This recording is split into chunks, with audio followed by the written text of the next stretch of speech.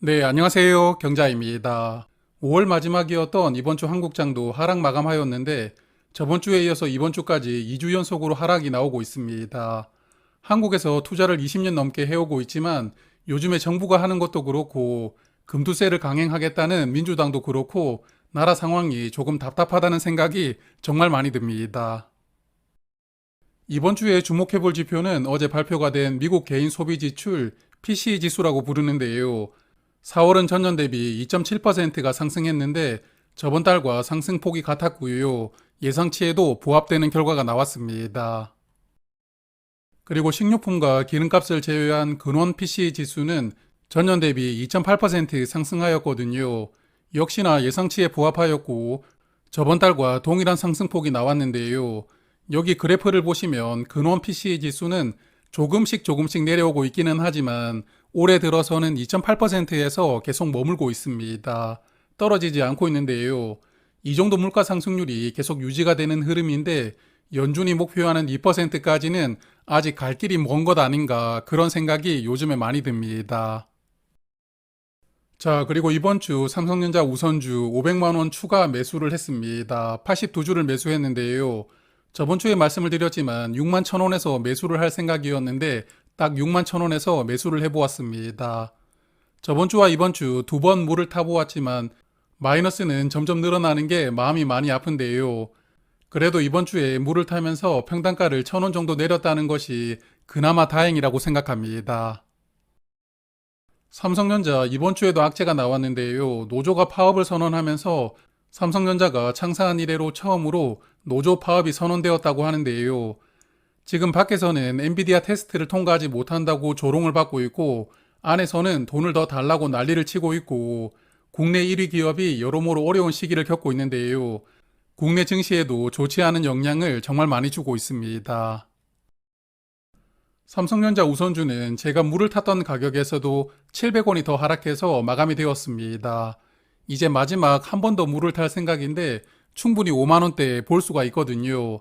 그래서 마지막 매수는 신중하게 해볼 생각이고요.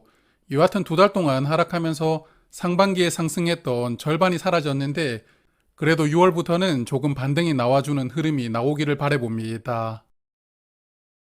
이번 주 코스피 지수는 2.3% 하락했는데요. 저번 주에 2600대로 내려오고 나서도 다시 크게 하락하면서 미국 시장과 반대로 가는 흐름이 나오고 있거든요. 이런 부분이 조금 더 심리적으로 어려움을 많이 주고 있는 것 같습니다. 이번 주는 외국인이 3조 2천억 원을 매도를 했는데 올해 20조 원 정도를 매수하다가 5월에는 매도를 하고 있는 흐름이거든요. 5월 31일에 MSCI 리밸런싱이 있으면서 매도 물량이 조금 더 나왔다는 생각도 들었는데요.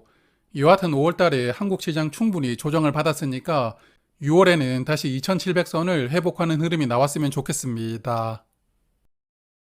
자, 그러면 저의 ISA 계좌를 조금 볼 텐데 이번 주 올배당하는 종목들의 분별하게 나왔던 한 주였거든요.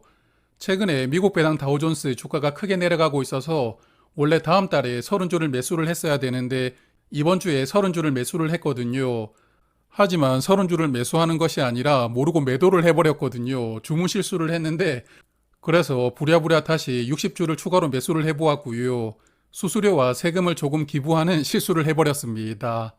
그리고 KB스타 200 위클리 커버드 콜은 분배락이 나왔던 목요일에 주가가 크게 내려가더라고요. 주가가 빠질 때마다 100주씩 담다 보니까 300주나 사게 되었습니다. 잠시 후에 조금 더 말씀을 드리고요. 그리고 디엔 오토모티브도 추가 매수를 하려던 가격대까지 주가가 내려오더라고요. 10주 주문을 내었는데 5월 30일에 4주만 체결이 되었더라고요. 그래서 다음날에 6주를 마저 매수를 해보았습니다. KB스타 200 위클리 커버드 콜은 매달 주가의 1%를 분배하는 상품인데요. 이번 달은 105원을 지급하는데 이번 달 전부 비과세입니다. 과세되는 세금이 없으니까요. 일반 계좌에서 보유하시는 분들도 세금 없이 105원을 모두 받으실 수가 있습니다. 참고로 분배금을 비과세로 받는다면 금융소득에 합산되지 않거든요. 그래서 국내 커버드콜 상품들은 금융소득이 많은 분들은 선택을 해볼 수 있는 옵션이라고 생각합니다. 이 종목은 이번 주에 300주를 더 데리고 오면서 이제 600주가 되었습니다. 만원 이상에서는 추가 매수할 생각은 없으니까요.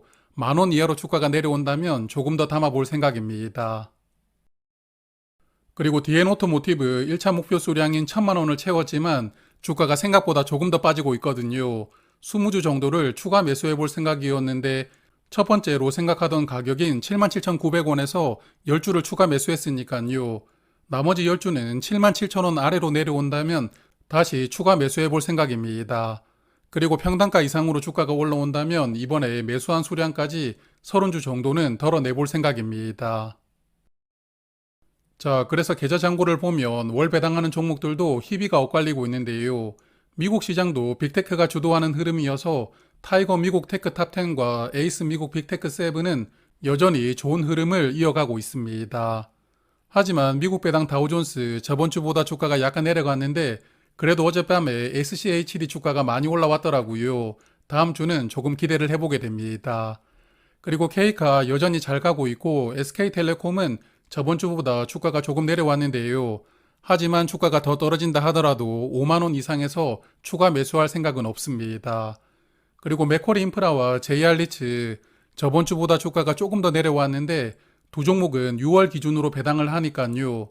배당락이 나오고 주가가 크게 빠진다면 그때는 조금 더 수량을 늘려볼 생각입니다.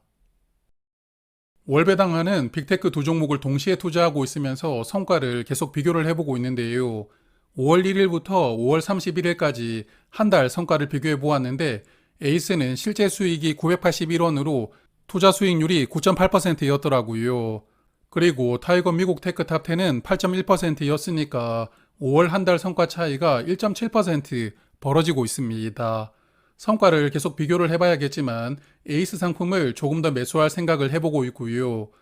그리고 이번 주에 한번 말씀을 드렸지만 코덱스에서 비슷한 상품을 출시를 했거든요. 그 상품은 첫 분배금을 보고 나서 투자를 해볼지 판단을 해볼 생각입니다. 그리고 평소에 주목하고 있던 고배당주 두 종목이 이번 주에 주가가 조금 크게 내려왔거든요. 현대차 EUV가 15만 3,600원까지 금요일에 하락을 했고 KTNG도 83,500원까지 하락이 나왔더라고요. 이 두 종목은 주가가 조금만 더 조정을 받는다면 내려오려고 주목하고 있고요. 그리고 은행주들도 계속 쳐다는 보고 있지만 내려올 생각이 없는 것 같더라고요. 은행주를 올해 다시 투자하는 것은 아마도 어렵지 않을까 생각합니다. 그리고 미국 계좌를 보면 미국 커버드콜 두 종목을 투자하고 있는데 두 종목의 주가 변동은 이번 주에 거의 없었습니다. JPQ와 JPI 다음 주에 배당금이 나올 것이거든요. 그래서 6월 달에도 JPQ만 4주를 추가로 매수해 볼 생각입니다. 그리고 다음 주에 주목해 볼 지표는 두 가지가 있을 것 같은데요. 먼저 6월 6일에 유로존이 금리를 결정하는데요. 유럽은 6월에 금리 인하를 할 수도 있다는 전망이 있었는데 어떤 결정을 할지 지켜봐야겠습니다. 특히나 JR리츠를 투자하시는 분들은 주목해 볼 필요가 있고요. 그리고 7일에는 미국 실업률이 발표가 되는데 실업률이 조금 더 늘어난다면 9월에 금리 인하 가능성도 조금 더 상승할 수가 있으니까요. 이 두 지표가 어떻게 나오는지를 보고 다음 주 투자일기에서 말씀을 드리도록 하겠습니다. 자, 그러면 오늘은 여기까지 말씀을 드리고요. 6월이 시작되었습니다. 날씨가 더워지고 장마도 시작되는 6월인데요. 6월 달에도 건강 잘 지키시고요. 저는 다음 주 주말에 다시 인사를 드리도록 하겠습니다. 고맙습니다.